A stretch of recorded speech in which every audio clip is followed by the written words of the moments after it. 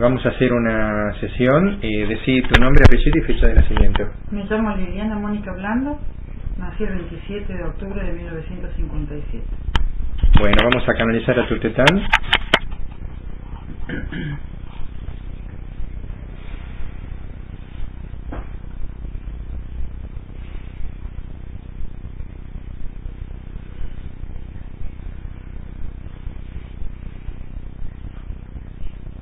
Siento como que hay muchas entidades oscuras que, así como vosotros en el plano físico pueden poneros obstáculos, a nosotros en el plano espiritual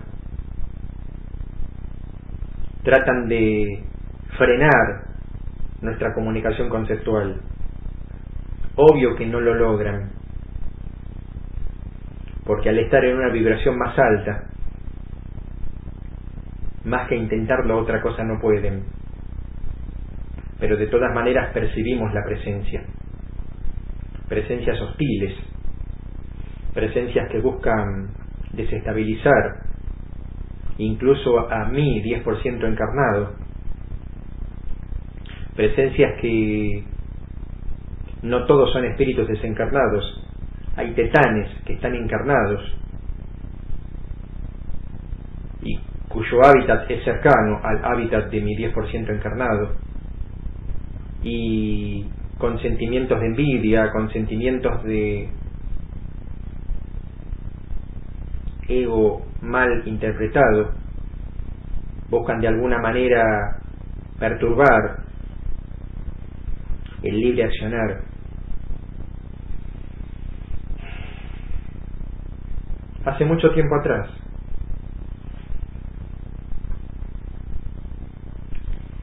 encarné en Francia, pocos meses antes de lo que se llamó la Revolución.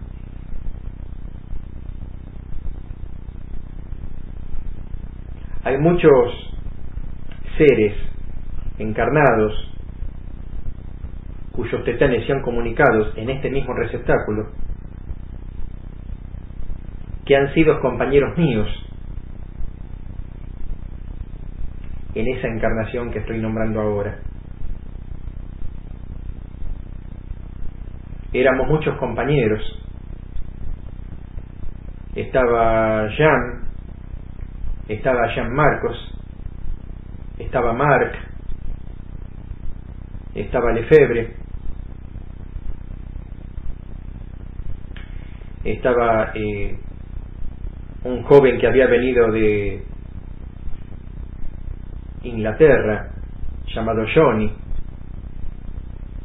había otro chico de Hungría, Ferenc, que si bien no era un compatriota nuestro, pero apoyaba nuestra causa.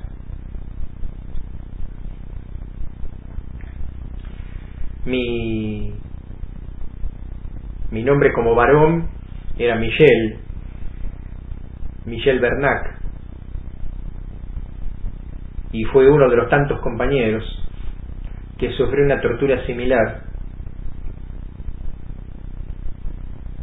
como calcada a lo que han sufrido otros compañeros similares. El relatarla sirve no solamente como comparación, porque cada entidad lo puede vivir de una manera similar o lo puede vivir de una manera completamente distinta,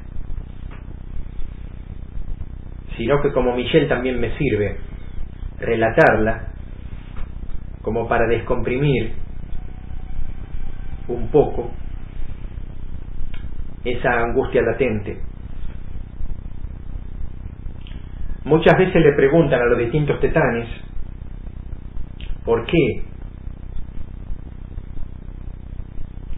uno no va, como decís vosotros en el plano físico, al meollo de la cuestión, y si tienen una vida conflictiva no la sacan inmediatamente.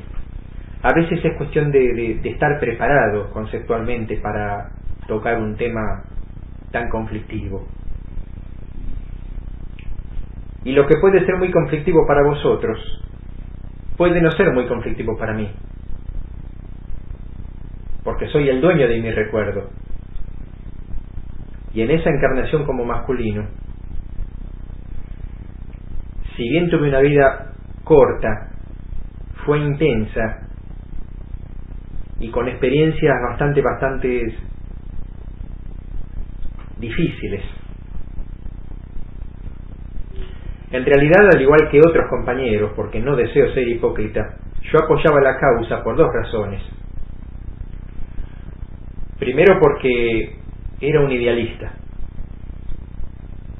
Pero segundo, porque verdaderamente envidiaba, por una razón de ego, cierto poder que tenía la clase noble. Entonces, el no poder alcanzarla, decía, la única solución que tengo es suprimirla. Entonces era un idealista con dosis de hipocresía.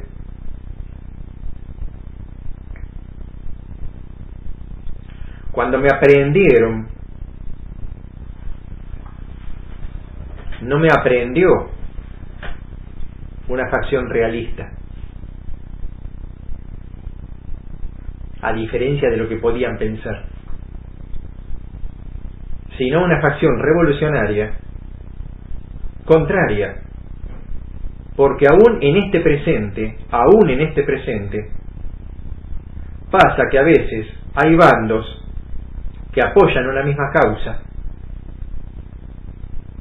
pero por cuestiones egoicas, cada uno quiere sobrepasar al otro bando.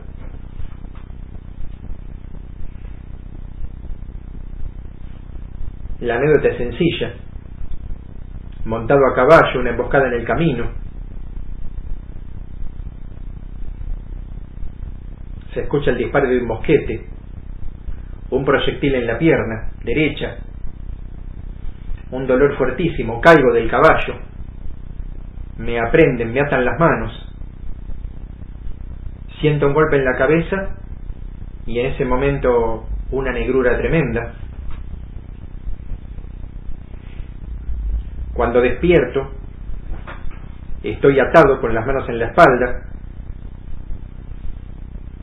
siento como un pequeño bulto en la pierna, como que me hubieran curado la herida. Me extraña, porque no esperaba piedad. Aparte, en ese momento no sabía todavía a manos de quién había caído. Solamente sé que, al igual que otros compañeros míos, porque uno de ellos ya había relatado una situación similar, uno llamado Mark, me habían puesto como una especie de máscara, me habían puesto como una especie de hierro en la boca como para que no pudiera hablar, y sobre los ojos para que no pudiera ver una especie de torniquetes, un torniquete grande que me presionaba mucho la vista, que eso no se lo habían puesto a mi compañero Mark. Lo único que tenía en atención eran los oídos. Escuchaba una gota que caía, escuchaba como ruidos, eco, como que fuera un semisótano, algún roce de cadenas por ahí, no alcanzaba a ver. No sé si era una cuestión psicológica o qué, pero me moría de sed. Tenía una sed tremenda. Había perdido la noción del tiempo. Aparte, incluso desconocía cuánto tiempo había estado sin conocimiento.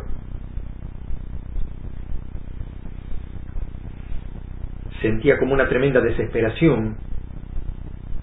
No tenía miedo a la muerte. Sentía pánico al estar inmovilizado. Sentía pánico a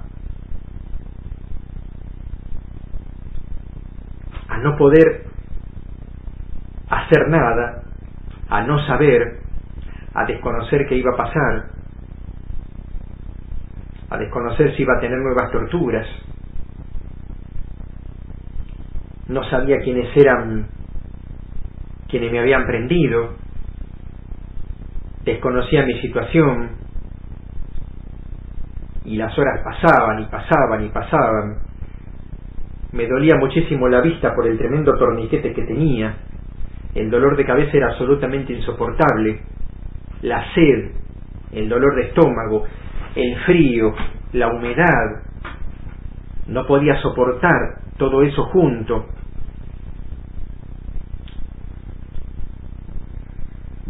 Pero lo que me hacía olvidar del dolor de cabeza, el dolor de la vista, la humedad, el estar aterido, era el no poderme movilizar, el ignorar las situaciones. Por momentos es que me dormitaba, es como que perdía la conciencia.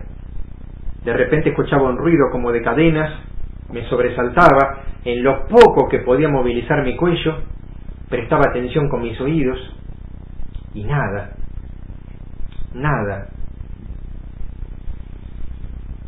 No sé cuánto tiempo pasó. Hasta me sorprendía de estar con vida, porque yo digo, pero no puedo estar 2 días o más sin tomar líquido. Y no lo entendía. O estaré muerto y no me doy cuenta y pienso que estoy en una prisión y no lo estoy. Y en ese momento escucho voces, como una especie de gritos, cruce de espadas, más gritos, gemidos, una puerta que se abre, cruces de aceros, y de repente siento como que me tocan, me desatan, me sacan la máscara, me aflojan los torniquetes en los ojos. Era la voz de Jan, uno de mis compañeros, que me pregunta cómo estoy. Apenas podía susurrar, apenas podía hablar. Le decía que estoy, que qué pasó. Y ahí fue cuando me informaron que había otra facción, que había un compañero, el húngaro Ferenc, que los había espiado, y como él solo no podía hacer nada, fue hasta nuestro campamento, que quedaba cerca de Toulouse, y le fue a avisar a mis compañeros y me vinieron a rescatar. Por eso tardaron tanto. Le digo, ¿por eso tardaron días? Dice, no, desde que te vio que te llevaron hasta que llegamos pasaron 18 horas. Un poco más de las 16 horas que había pasado Mark en un cautiverio similar al mío, con la diferencia que lo mío fue más grave por lo de la vista. Traté de abrir los ojos y sentía como un dolor tremendo por los torniquetes que venían adosados a la máscara. Apenas podía ver. Sentía como que estaba como indefenso. No tenía deseos ni de vivir en ese momento. Me llevaron. Me enteré de que habían matado a 3 de los que me habían tenido en cautiverio. Fui al campamento. En una caramañola tomé un poco de agua. Me dijeron que no tomara mucho de golpe. Me mojaron la cabeza, me mojaron la vista. Pasaron 2 días. No me podía olvidar de ese episodio y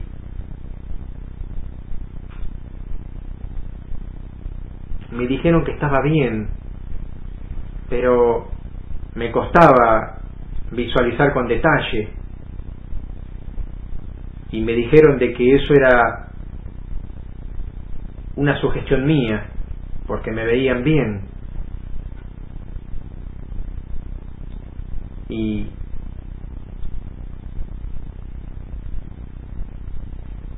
me acobardé a la situación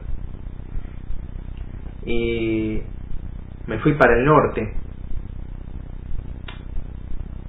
No vi más a mis compañeros. Pasé por París y seguí para el norte y estuve casi cerca de la frontera. Me quedé en un pueblo ahí y estuve trabajando en una posada con el perfil más bajo posible, pero sentí en mi cuerpo como una debilidad tremenda y no sabía por qué. Tenía como pinchazos en el pecho, como dolores en los pulmones, y eso lo tuve durante 10 años, hasta que finalmente desencarné.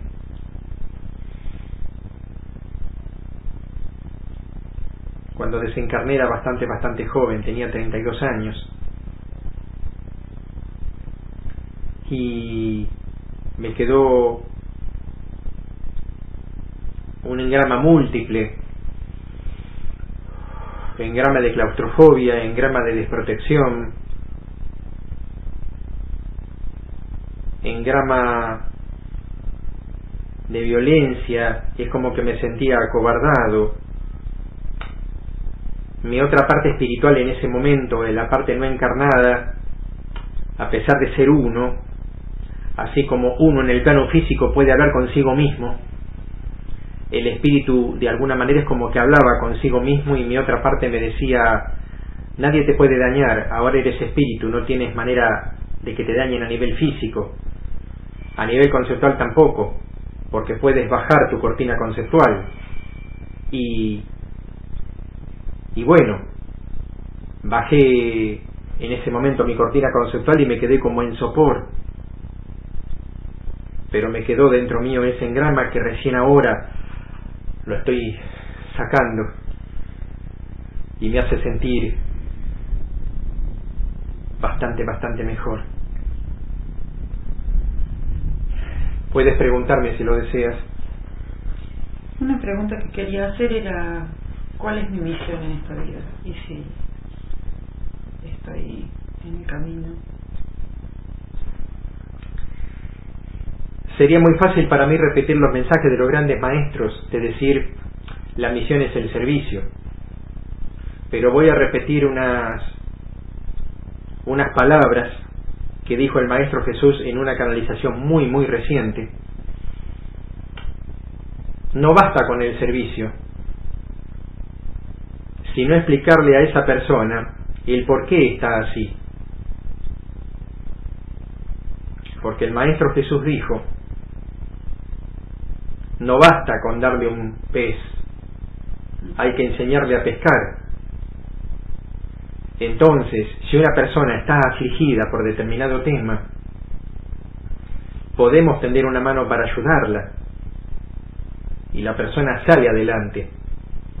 Pero si no profundizamos en la persona y no vemos el origen de ese problema, aún habiéndola ayudado, va a seguir con ese problema latente.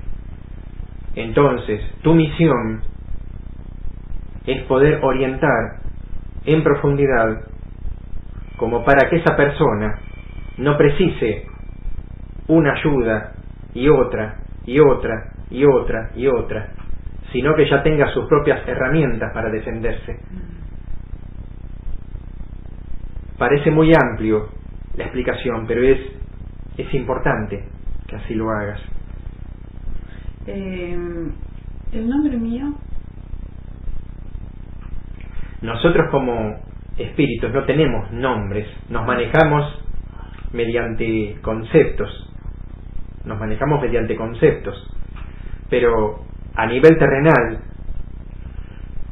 tienes un nombre muy hermoso, o tenemos, mejor dicho, un nombre muy hermoso para pronunciar en el plano físico. Mía Seral. Hay una persona encarnada de sexo femenino que se llama Mía Anel. que es una persona muy evolucionada y que también está en función de servicio, o sea que comparten la primera parte del nombre. Es muy importante dejar en claro que esto es verdaderamente valioso. Muchos seres en el plano físico que precisan ayuda tienen una debilidad conceptual y entonces salen de determinado problema, pero serían como un foco de atracción para otros problemas. A esas personas hay que darles la herramienta adecuada, fortificarlos en su autoestima, para que no tengan esa carencia de afecto hacia sí mismos.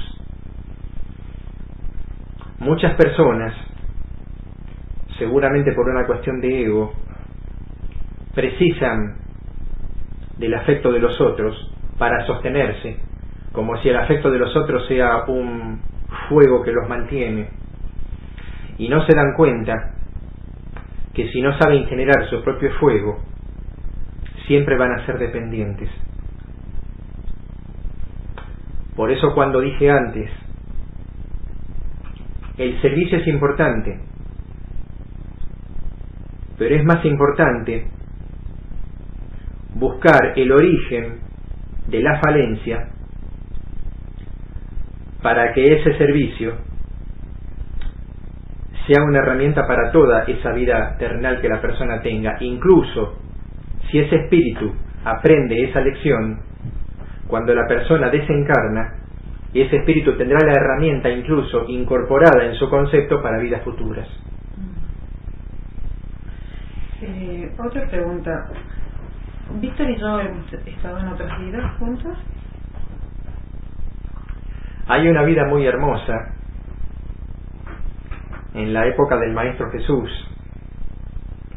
que sin haber formado parte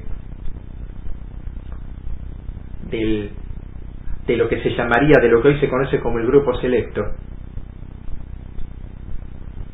hemos estado como mínimo en 2 charlas, debates del Maestro.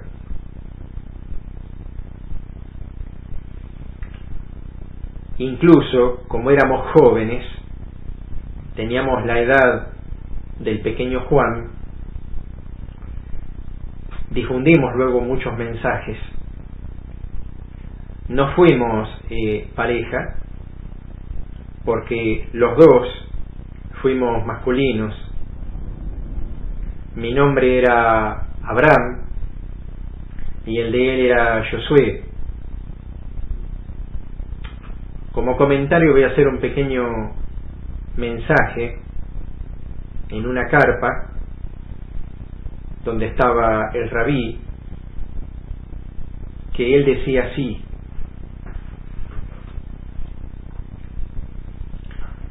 veo que siempre están hermanos nuevos. A vosotros os digo, a aquellos que venís siempre y a aquellos nuevos, la manera de conquistar el reino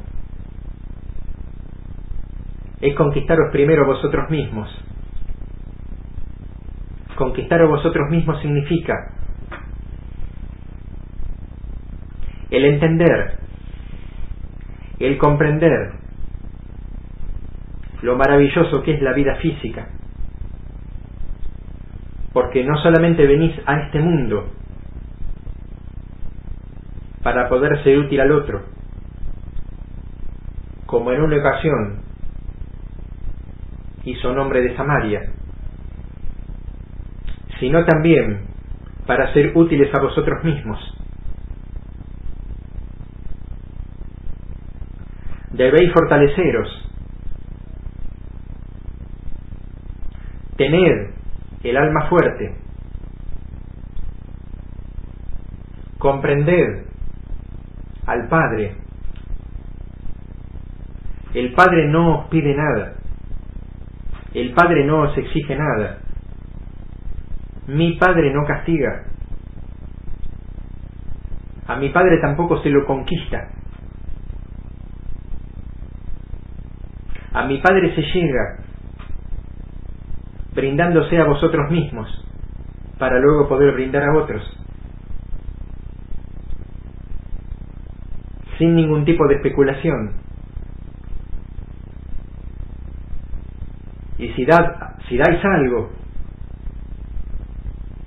dadlo desde vuestro interior.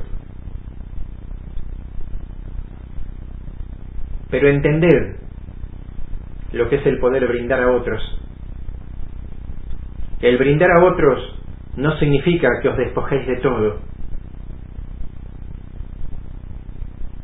porque todo servicio a vuestro prójimo tiene que ser hecho con equilibrio. Pero aprended a poneros en lugar del otro. Yo no quiero divisiones. En más de una ocasión he dicho que mi mensaje va a traer rencillas, hermanos contra hermanos y padres contra hijos. Lo sigo diciendo, pero no en el sentido de generar batallas, en el sentido de que algunos me comprenderéis y otros no. Pero mi misión es esta. Lamento mucho el que se armen discusiones debido a mi mensaje. Muchísimo lo lamento. Pero la palabra está por encima. Y lamento que haya discusiones entre padres e hijos por mis mensajes.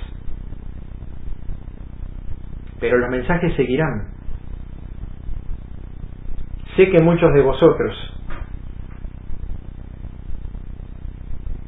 no creéis en lo que yo digo. Muchos de los que estáis aquí. Porque algunos incluso os burláis socarronamente y luego iréis a la sinagoga y diréis lo que habéis escuchado aquí. Yo no vengo a ofreceros ningún milagro. Yo vengo a traer la palabra, que es lo que vosotros no hacéis.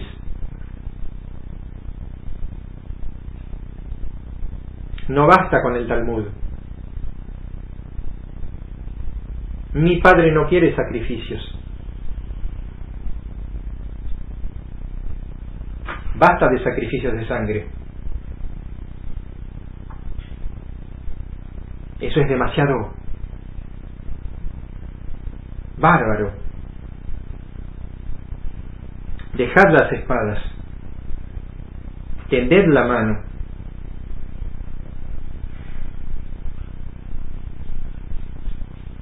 Y a los nuevos os digo,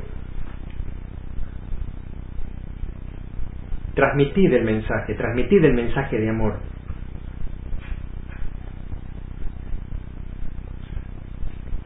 Acá no se trata de hacer ninguna rebelión,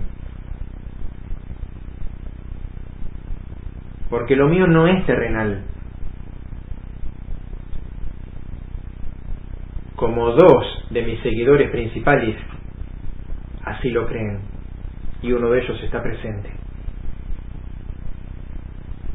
Aquí se trata de algo de más allá de lo terrenal, porque lo terrenal es provisorio. Las personas dejan de estar, y hasta los imperios caen.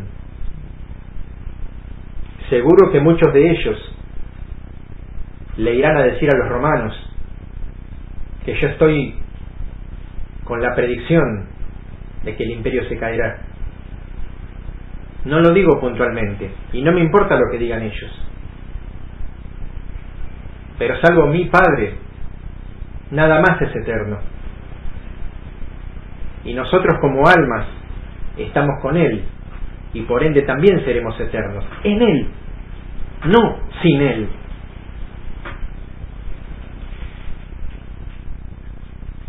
Y ese es parte del mensaje que escuchamos del Rabí.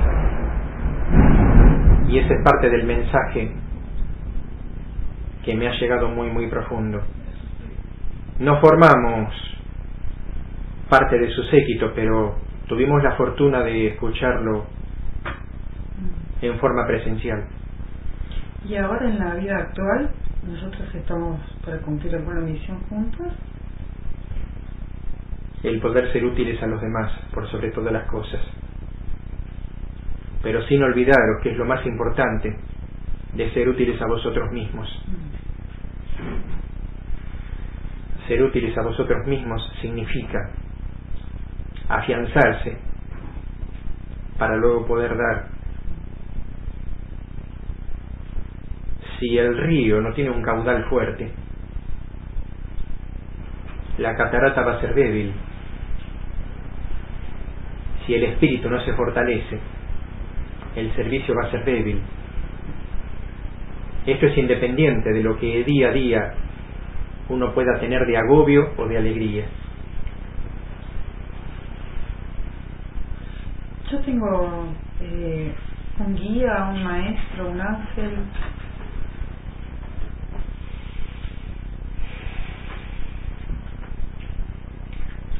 Hay un ángel que es de color, como lo visualizo yo, verde clarito, un trazo verde, aramel,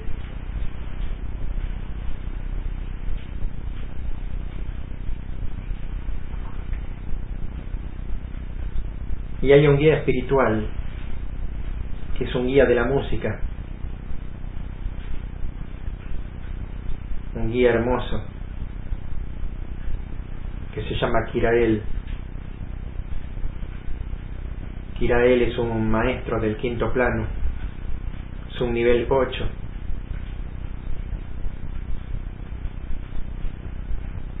Y su virtud es la dedicación a los sonidos musicales, que en el plano espiritual son cientos de miles, que son inaudibles para el oído humano, aquí, en este mundo. ¿Por qué el guía espiritual ama la música? Porque seguramente la música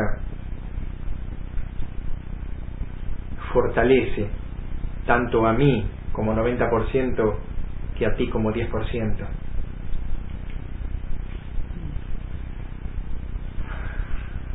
Quiero terminar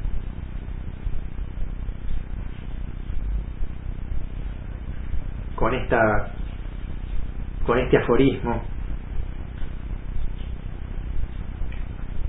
Es muy difícil ser ecuánimes.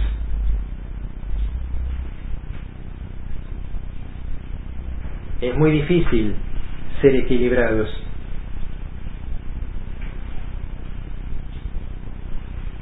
Pero es más difícil aún tener el equilibrio entre cuerpo y espíritu. Con esto quiero decir, tanto el 90% como el 10% tienen que estar absolutamente mancomunados. Y a veces cuando el 10% siente que sus fuerzas están al filo del agotamiento, tomar energías de mí.